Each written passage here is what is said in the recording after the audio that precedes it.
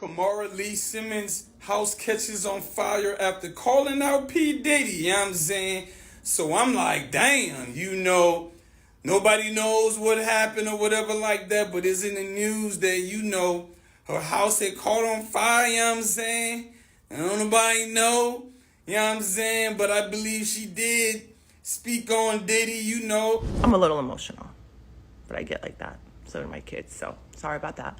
But if you pay attention to when this lawsuit was launched, it's probably like a couple years ago, you'll notice that that's when all of these attacks started coming from my ex. You'll notice that that's when a barrage of crap started coming over here to us. So it looks like Kimora Lee Simmons is done keeping her mouth shut when it comes to Diddy and his shenanigans, because she just called them out for being a villain and trying to unalive her and her kids. Y'all know how Kimora's house recently caught on fire, right? Well, she is now allegedly holding Deck responsible and exposing him for some more insanely dark secrets about him that we never even knew. Listen, Kimora came prepared, and she dragged him for a filth.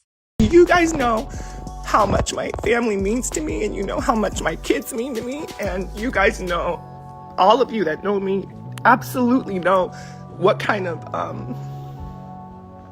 mother I am and what kind of family dynamic I have over here. Your Diddy ain't never beaten these allegations against him, cuz. Listen, the streets are now saying that he allegedly tried to take Kim or Lee Simmons out because she spoke out against him after Cassie filed her lawsuit. Listen, he ain't playing around either, and people are starting to believe some of the craziest rumors about him now. For those of you who don't know, Kimora Lee and Diddy's ex and baby mama Kim Porter were very good friends when Kim was alive. They became very good friends in the 90s, say.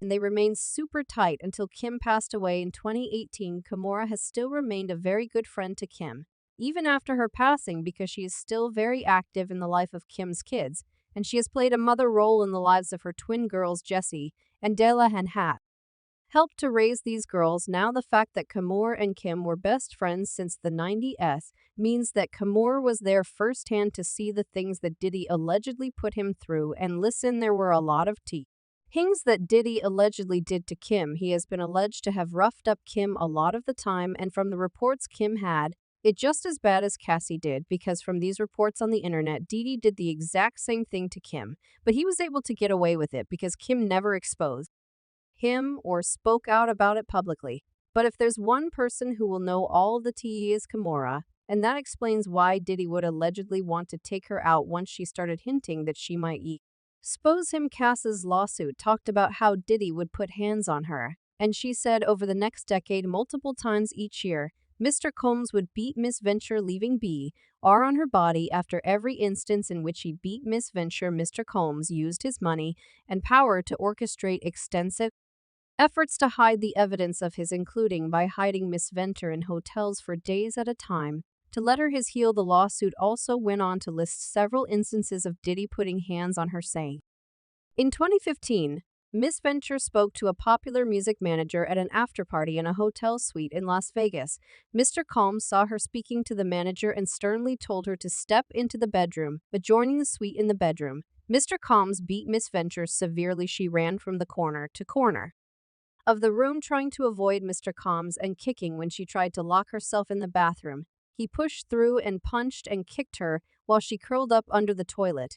Her screams were drowned out by the loud music playing in the outside area of the hotel suite. She also talked about another instance, saying in January 2009, after Mr. Combs learned that Miss Venture spoke to another music manager at a party in Los Angeles, he became enraged. She had hoped speaking to this manager would allow her to further grow her career, and that Mr. Combs would be happy for her. But instead, he became extremely angry and pulled her out of the club where the party was taking place. She continued in the car, leaving the club. Mr. Combs beat Miss Venture, pushing her into the corner of the vehicle and stomping on her face. Mr. Combs' security staff, Roger Bonds, tried to stop the but was unable to de-escalate the situation. When the car arrived at Mr. Coles' residence, Miss Venture attempted to run away, but Mr. Combs followed her and proceeded to again kick her in the face. Miss Venture was profusely and was ushered into Mr. Coles' home, where she began to throw up from the well. It turns out that he was also putting hands on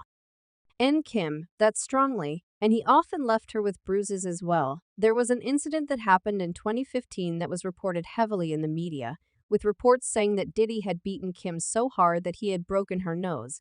This was everywhere at the time, but for some reason, media outlets stopped reporting all of a sudden. Even more reports of the incident have been scrubbed clean from most websites, and it's like it never happened. That just goes to show you how long Diddy's money is and how far his influence reaches. But I did manage to find this one website that didn't get paid off by Diddy, and the story is still up. They wrote, Diddy Cum's girlfriend Kim Porter was left with a broken nose after the couple argued on Cum's yacht in Sandrope. Combs flew in a specialist plastic surgeon from Geneva. After the accident, Porter has since claimed that she hurt her face after she banged her nose on a table. Y'all, this story was not math at all, because how do you bang your nose on a table so hard that you break it? Nope, scratch that. How do you even bang your nose on a table to start with? Now, how tall was this table in question? And there are just a lot of things that aren't adding up here. But hold on, because I'm about to break it down and make it make some kind of sense. Seat the time. The fight happened. Diddy and Kim were on a break from their relationship, and Kim had started a romance with a man named Shakir Stewart. Well, y'all know how Diddy gets when his women try to move on from him, and he couldn't stand the thought of Kim being with another man, even though they were no longer together.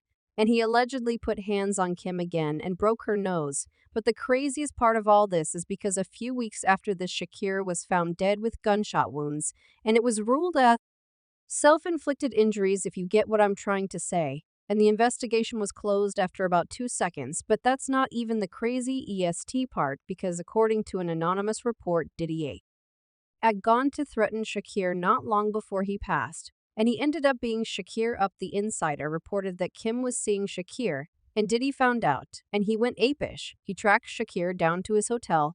Then Diddy went up there without security and lead him to a bloody pulp.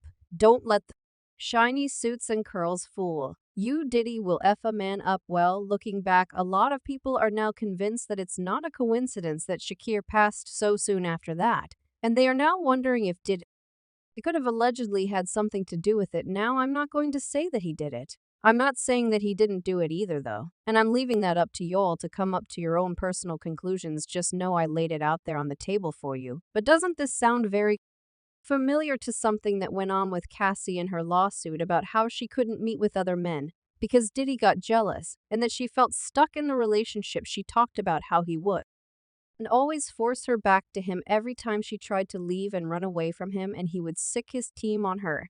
She said Miss Venture left her home in Compton and went to hide away at a friend's home in Florida. James Cruz, president of Bad Boy Management, tracked Miss Venture down and told her that her single would not be released if she did not answer Mr. Coles's phone calls. A woman who worked at Sony Music reached out to her with a similar ultimatum concerning her record. Incredibly, Mr. Combs convinced one of his attorneys to call Miss Venture. At the time, the lawyer told Miss Venture that it's in your best interest to call Mr. Combs back each time Miss Venture tried to run away. Mr. Combs and his powerful network would force her back to him, and when she tried to leave him, he got jealous too. The point where he tried to unalive Kid Cudi, allegedly, according to the documents in 2011. During a rough patch of Mr. Combs and Miss Venture's relationship, Miss Venture had a brief relationship with musician Key. Mr. Combs found Miss Venture's phone and found emails between her and Key. Mr. Combs became enraged and proceeded to place a manual corkscrew between his fingers and lunged at Miss V. It went on to say that in February 2012, during Paris Fashion Week, Mr. Combs told Miss Venture that he was going to blow up Kay's car and that he wanted to ensure that Kai was home with his friends when it happened. Around that same time, Kay's car exploded in his driveway. Miss Venture was terrified as she began to only comprehend what Mr. Combs was both willing and able to do to those he believed had slighted him. Yeah, all this is sounding a lot similar to Kim Porter and Shaquille's situation, and if he was able to blow up kid-sized car who had some clout in the industry, then best believe that he could have allegedly done anything to she care and gotten away with this goat-free